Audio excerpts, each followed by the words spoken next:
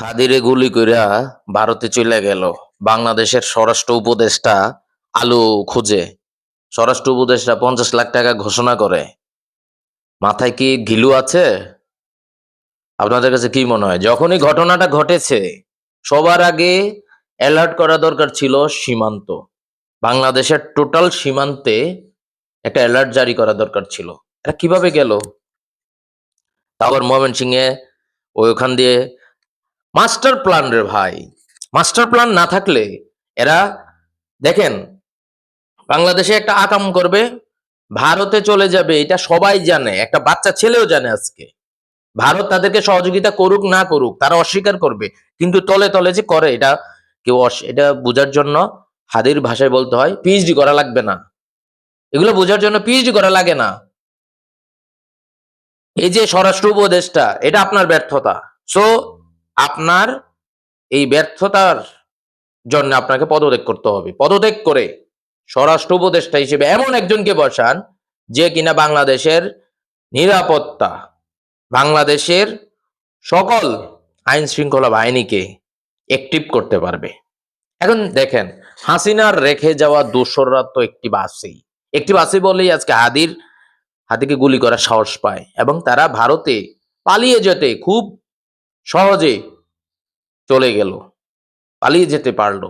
এর ব্যর্থতা অবশ্যই স্বরাষ্ট্র উপদেষ্টা বলবে যে ভাই আমি এসির ভিতরে বসে থাকি, আমি আলু দেখি কোন তরকারিতে কয়টা আলু দিছে। এখন আমার কাজ কি আসামি ধরা? তাহলে আসামি ধরা কার কাজ? যারা চাকরি করছে আসামি ধরার জন্য, তো তাদেরকে কেন অ্যাক্টিভ করা হয় নাই? তারা কেন দায়িত্ব পালন করে নাই? তারা কিভাবে পালাতে পারলো? আরে ভাই ওরা তো যাচ্ছে, তাই না? কোন দিকে যাচ্ছে? আপনি সাথে সাথে একটা হেলিকপ্টার ইয়ে করেন, লাগাই দেন না একটা হেলিকপ্টার। ঘটনা এখানে ঘটেছে, উপরে হেলিকপ্টার চলো, কোন ইয়েটা চলতেছে এটার পিছে পিছে চলো। নৌবাহিনী কি করে? নৌবাহিনীর একটা উইং তো এইভাবে রাখা দরকার। ইনস্ট্যান্ট সে অল টাইম সিটে বসে থাকবে, কল পেলেই হচ্ছে উপর উঠে যাবে, লোকেশনে চলে আসবে। এই সিস্টেম কবে আসবে রে ভাই? কবে? কবে আসবে? সো একটাই কথা, স্বরাষ্ট্র উপদেষ্টার দ্রুত পদত্যাগ করতে হবে, দেখবেন সব চেঞ্জ হয়ে যাবে। এই স্বরাষ্ট্র উপদেষ্টা দেন মাথা যেরকম কাজও সেই রকম।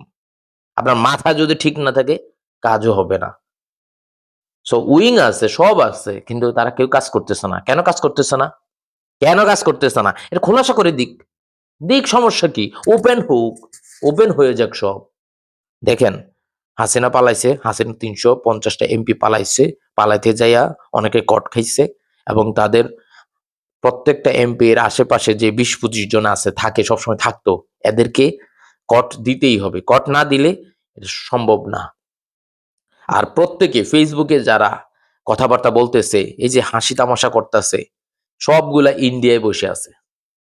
ইন্ডিয়া তো পারবেন না, ঠিক আছে, কিন্তু ইন্ডিয়ার বাইরে যেগুলো আছে ওই সকল দেশের সাথে আপনারা যোগাযোগ করেন এবং এদেরকে চিহ্নিত করেন, এদেরকে ধরে একদম টাইট দিয়ে দেন, সব বাতিল করে দেন, পাসপোর্ট থেকে শুরু করে যা আছে সব বাতিল করে দেন, একদম টাইট হয়ে যাবে। আপনারা এগুলো পারছেন না, করছেন না। পারছেন না আমি এটা বলবো না, আপনারা করছেন না। বর্তমানে এটাই বলা উচিত, এবং আপনাদের পদত্যাগ করা উচিত। আপনাদেরকে এই কারণে বসানো হয় নাই। আপনাদেরকে ওই আপনি ৩ বেলা খাইতে পারেন না, আপনারা খাবার না দিয়ে আপনারা যদি ওই একটা ব্র্যান্ডের পোশাক দেয় তাহলে হবে? এই পোশাকের কোনো ভ্যালু থাকবে তখন? আপনি তো খাইতেই পারতেছেন না। সো আমরা নিরাপত্তা পাচ্ছি না, নিরাপত্তা ঠিকঠাক নাই।